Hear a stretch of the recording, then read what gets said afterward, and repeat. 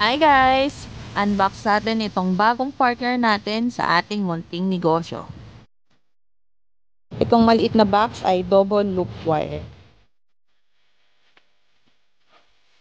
At ito na nga ang cloth wire binding machine. Nag-decide na nga kaming bumili ng binding machine para mas madali kaming makagawa ng mga activity books, planners, custom notebooks at calendar pag New Year. Nahirapan kasi akong gamitin yung 6-hole puncher. Marami akong nare-reject. Sayang yung paper, pati yung pag-print, yung ink, tapos yung oras, uulitin mo ulit. Kaya mas okay na din yung may binding machine. Iwas reject. At ayan, tinetesting na nga ni Daddy Dar. Yung kartong hawak niya ay kasama talaga dun sa box para pang testing talaga. Nakalagay din dun sa papel na i-punch siya ng 6 times para matanggal yung oil ng machine.